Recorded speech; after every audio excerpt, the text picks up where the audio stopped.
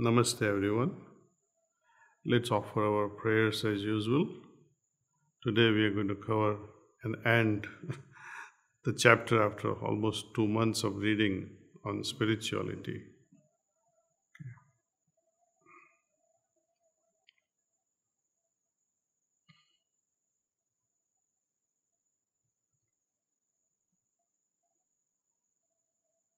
Okay. You go into the state of deep sleep every day. What do you know there? Meaning, during your sleep, when you are deep in sleep, what do you know there? Lalaji says nothing. This is the daily experience, but on waking up from deep sleep, the mind is reminded of its existence. The reason is that the mind takes with it the particular mixed influences in the form of impressions. There is no doubt that it merges in the soul, but it conveys its impression on its return. And what is that impression? Awareness of unconsciousness, a sense of senselessness, and knowledge of ignorance. This is what we feel after having a deep sleep. Well, for an argument's sake, let us see, had there been awareness present during the sleep, one would, I think, feel exhausted and tired actually. Then, does that mean that the yogis stay awake during sleep? Does it have any significance to it? I think the concept which Lord Krishna was trying to convey to us, that yogis do not sleep, I think it's far-fetched statement. Everyone needs to sleep. It is only when you are at rest that you are able to recuperate the energy. Be you a yogi or even a god, you need to continuously keep charging your energy. The truth behind such a statement is to arrive at a turiya state.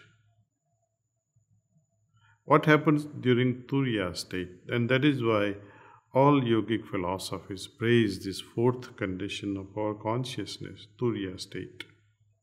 Turiya state is akin to deep sleep state when we measure EEG. EEG tells us a lot about deep sleep state.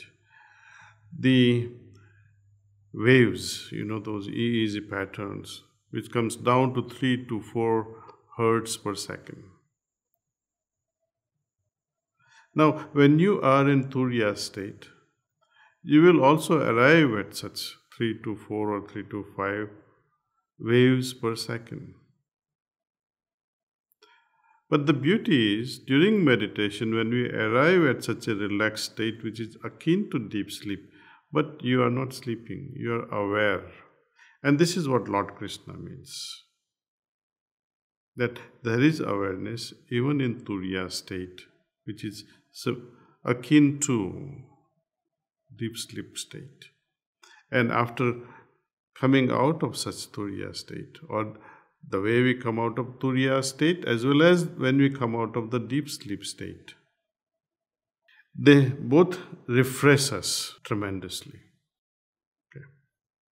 When two things combine, a third condition is produced that gets its work done through both with the help of discrimination. Like Sat and Tam, two ends of a spectrum. But somewhere in between, they mingle. And what happens is another state is created, Rajas. These three things are clearly found in the mind and working condition. But all those three things lie suppressed in the soul. and the state of ignorance in seed form.